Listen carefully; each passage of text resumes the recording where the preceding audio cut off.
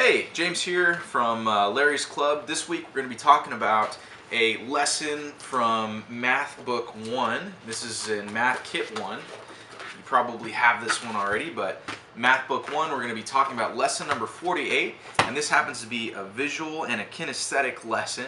And now what I'm going to do is I'm going to tell you a little bit, I'm going to read the lesson, and then we're going to go through the different Montessori style of teaching that is used in this, and as well as explain how you can use these teaching techniques in everyday life as well as other lessons right in this book. So let me go ahead and read the instructions to you. So start by standing. This lesson is called Right, Left, and Opposites, and it caters to the visual and the kinesthetic learning styles. So start by standing behind the student so that each of you is facing the same direction. And then you say, right, and then hold up just your right hand is the opposite of left, and then just hold up your left hand. Show me which hand is opposite my right hand, and then you show the student, and they should point to your left hand. Good.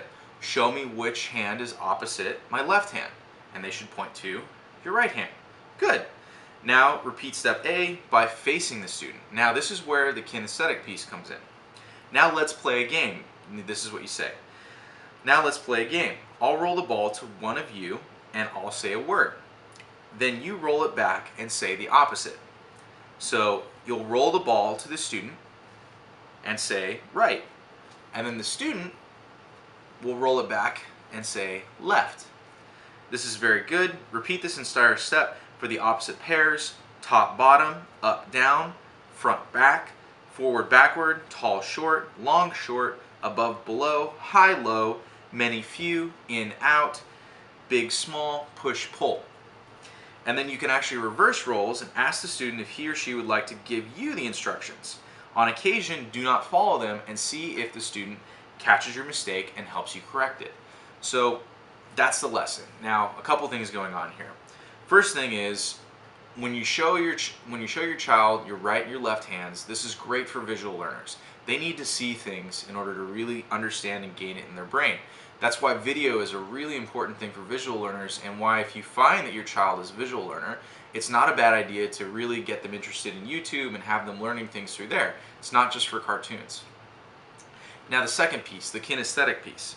Now for kinesthetic or tactile learners, it's really important to actually give them something that they can feel or hold or move their body with when they're learning something. You know, that's why you're rolling the ball back and forth. You're moving, and then as well as they got this lovely sense of touch because the ball is pretty soft.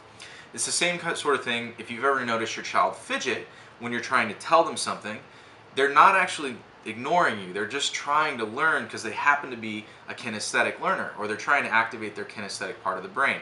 That's why if you notice, some people in meetings tend to fidget with pens, or these little fidget spinners, or they move their knee like they're bouncing up and down in their chair. It almost feels like they're not paying attention, but they're really just a kinesthetic learner.